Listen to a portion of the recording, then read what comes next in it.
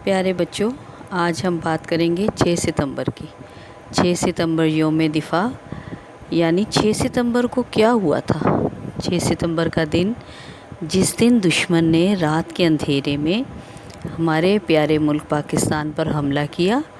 दुश्मन ने ये सोच कर पाकिस्तान पर हमला किया कि सुबह हम लाहौर में नाश्ता करेंगे, मगर उसे मालूम न था कि हमारी अफवाज जाग रही हैं, जो अपना दिफ़ा करना खूब जानती हैं। प्यारे बच्चों, दुश्मन को हमारे बहादुर जवानों ने ऐसे नाक को चने चबवाए कि वो अब तक याद ही करेगा। हमारे बहादुर जवान MM आलम और मेजर अज़ीज़ भट्टी जैसे और दीगर शोहदा, जिन्होंने दुश्मन को मार भगाया और ऐसे ऐसे कारनामे अंजाम दिए कि इन कारनामों को सुनहरी हरूफ में लिखा जाएगा। इन्हें निशान जुरत MM आलम को दिया गया उनके इस कारनामे पे कि उन्होंने दुश्मन के 5 जहाज़ों को उनके मुल्क के अंदर जाके मार गिराया और सही सलामत अपना जहाज़ भगाते हुए पाकिस्तान वापस आ गए खैर खैरियत से। तो प्यारे बच्चों, ये तो बहुत बड़ा कारनामा है ना कि ज़िंदा सलामत एक शख्स जाके दुश्मन के 5 जहाज़ देखते ही देखते मार गिरा दे। दुश्मन के तो होश उड़ गए। इसके अलावा मेजर अज़ीज़ भट्टी जैसे जवान, जिन्होंने दुश्मन के मुल्क में घुस के उनको मारा और वापस आते हुए उन पर दुश्मन ने पीछे से वार करके उन्हें शहीद कर दिया।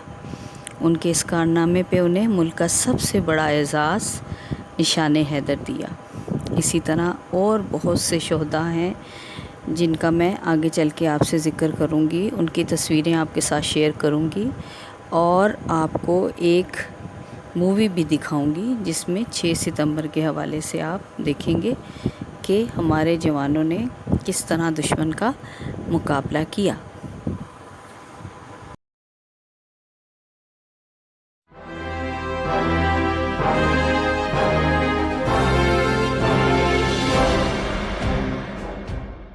जंगे सितंबर पाकिस्तान की जुर्रत व बहादुरी और कुर्बानियों की दास्तान। जारे नहीं लेकिन दिफा करना खूब जानते हैं। जारिहत कभी की नहीं और दिफा में कोई कसर कभी छोड़ी नहीं। दुश्मन बार बार आजमा चुका। जंगे सितंबर की याद में आज यौम दिफा मनाया जा रहा है। वही कौमें दुनिया में अपना वजूद बरकरार रखती और जिंदा रहती हैं जो अपना मजबूत दिफा रखती हैं।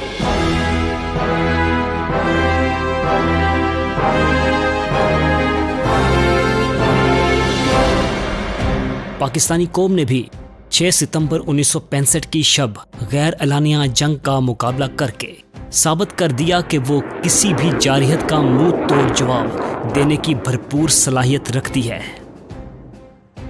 6 सितंबर 1965 की शब हमसाया मुल्क ने रात की तारीकी में पाकिस्तान पर हमला किया, लेकिन सरहदों के मुहाफिज जाग रहे थे।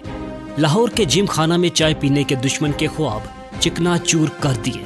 कौम अपनी अफवाज के शाना बिशाना खड़ी हो गई। खुराक और दीगर सामान के ही ढेर नहीं लगाए। नौजवानों की टोलियां दुश्मन से 2-2 हाथ करने घरों से निकल आईं। आर्मी चीफ के इस पैगाम पर कि हर फर्द 1 पैसा दे, वो 1 टैंक देंगे, कौम ने बढ़ चढ़ कर चंदा पेश कर दिया।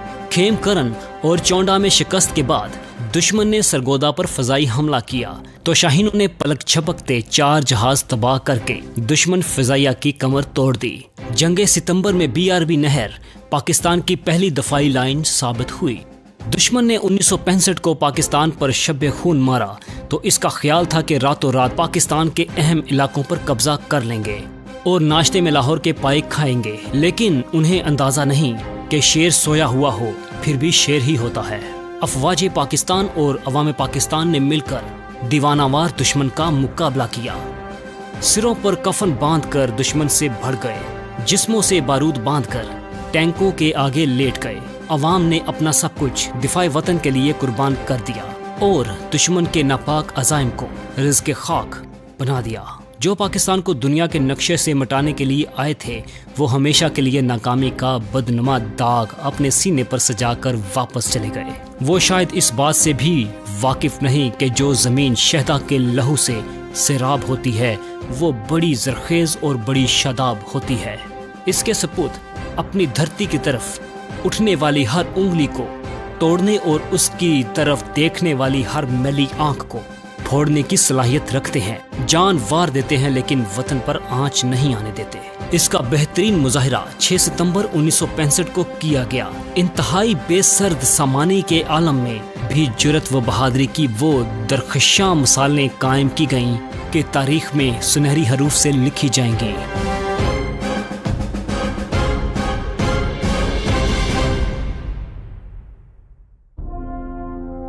पाकिस्तान अमन पसंद मुल्क है, लेकिन जब भी जंग मुसल्लत की गई, पाक अफवाज ने पेशावराना महारतों, जुर्रत व बहादुरी और कुर्बानियों की नई नई दास्तानें रकम की हैं। कौमों और मुल्कों की तारीख में कुछ दिन ऐसे होते हैं जो आम अयाम के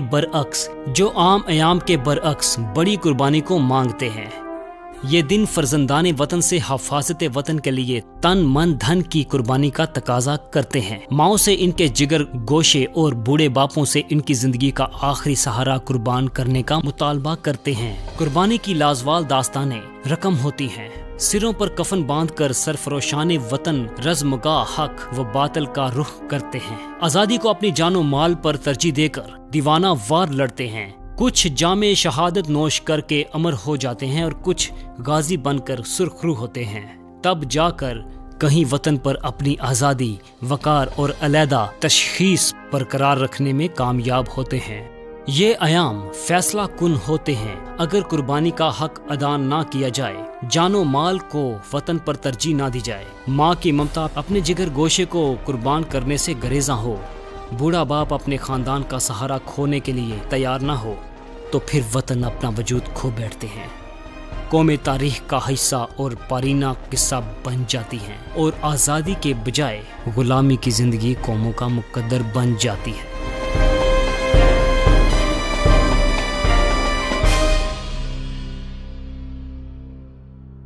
आपने देखा बच्चों, हमारे जर्री और बहादुर अफवाज ने दुश्मन को कैसे मार भगाया। इनको खराज तहसीन पेश करते हुए मैं आपके साथ एक मिली नगमा सुनना चाहूँगी।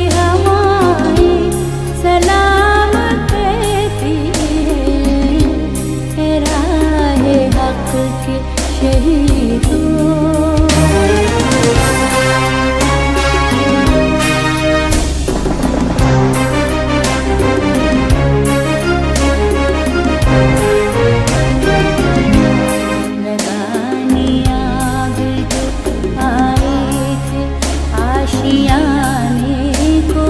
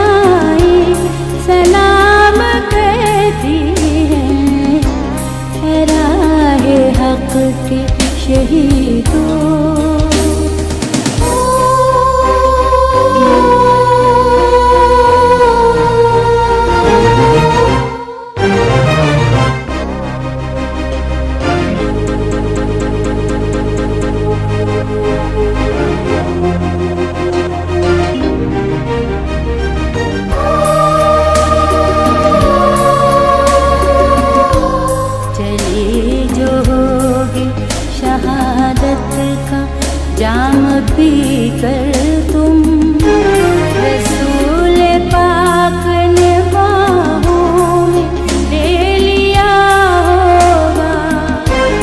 अली तुम्हारी शहादत पे झूमते होंगे। हुसैन पाक ने इरशाद ये किया होगा। तुम्हें खुदा की रज़ाएं सलाम कहती हैं, राहे हक के शहीदों।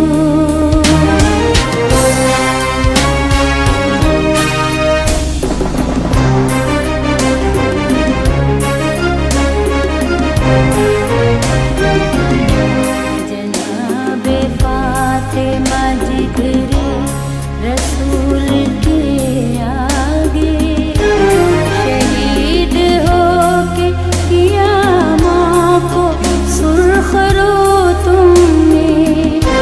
जनाब हजरत ज़ैनब गवाही देती है। शहीदों रखी है बहनों की आबरू तुमने। वतन की बेटियां माएं सलाम कहती हैं, राहे हक के शहीदों। वफा की